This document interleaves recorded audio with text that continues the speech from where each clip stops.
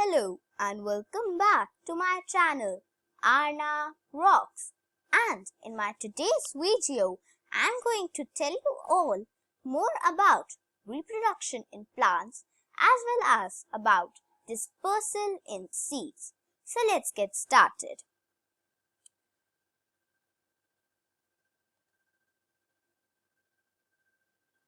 But first, I would like to tell you all about what we will learn in our today's video.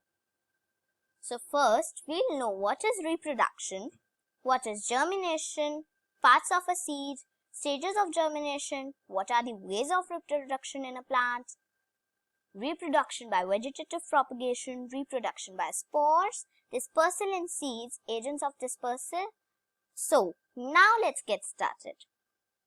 So now our first topic, which is what is reproduction? So reproduction is the process by which living organisms produce their young ones which are of their own kind.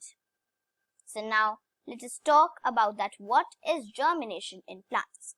So germination is the process by which an organism, or also known as a shoot, grows from a seed or similar structure. The term is applied to the sprouting of the seedling from a seed. Now, it's very important to know about the parts of a seed. So, here are the four main parts of the seed. First is the seed coat. This is the protective post layer of the seed. It protects it till the seed grows. Food store. It stores the food for the embryo or the baby plant. This is the first leaf when the plant will grow and the seed will break out, and this is the embryo, the baby plant. So now let us know about the stages of germination. So when we sow the seeds in the soil, it absorbs the water in the soil and the seed coats become soft and it breaks. Then a tiny root comes out of the seed and baby plant or the shoot comes out. And then the baby plant grows towards the sun. And after some days, the plant grows and makes the garden green. So now let us talk about what are the ways of reproduction in plants. So the ways of reproduction in plants are reproduction by seeds, reproduction by vegetative propagation, and reproduction by spores. So I've already told you about reproduction by seeds, but now I'm going to tell you about two more terms, which is reproduction by vegetative propagation and reproduction by spores. So let's get started with reproduction by vegetative propagation. So in some plants, reproduction cannot happen by seeds. So the reproduction happens by the parts of the thing itself from like stems, roots, etc. Like potato has bud-like structures on it known as the eyes of the potato. So when you sow the potato, then that plant will grow into a new potato plant. An onion reproduces with leaf-like structures on it called bulbs. Reproduction by spores. So plants like fern and mosses reproduce through spores as they are not flowering plants. They do not have any seeds. They produce spores which germinate under suitable conditions. Dispersal in seeds. So this is our second topic for the video. So dispersal in seeds is a very important part for the life cycle of plants. So the definition of dispersal in seeds is scattering of seeds away from the mother plant is known as dispersal in seeds. It prevents the overcrowding of plants on one place.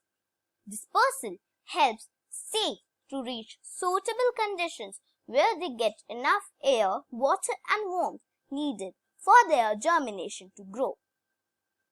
So now let's talk about the agents of dispersal in seeds. So there are mainly 4 agents of dispersal in seeds. First is air, water, animals, and explosion. So let's start with the agent of dispersal, air. Air plays an important role in the dispersal of seeds. Some seeds that are light in weight and have hair on them which makes them float in the air, like maple seeds, cotton seeds, etc. Now, let's talk about dispersal of seeds by water. So, seeds dispersed by water are contained in light and spongy seeds, giving them the ability to float on water. Coconuts are well known for their ability to float because they are hollow from inside and to reach the land where they can germinate. Also, lotus is an aquatic plant. Its seeds have a spongy part that makes it able to float in water. So, the term aquatic plants means the aquatic plants are the plants that they have adapted to live in aquatic environments near water. Dispersal in seeds by animals. Animals disperse seeds in several ways. The fruit is digested by the animals, but the seeds pass through the digestive tract and are dropped on other locations. Some animals bury the seeds, like squirrels with acorns, to save for later but may not return to the seed. It can germinate under suitable conditions. Dispersal in seeds by explosion. So, dispersal in seeds by explosion is when the seeds are ready. The pod dries up. When the pod dries, the inside of the pod dries faster than the outside.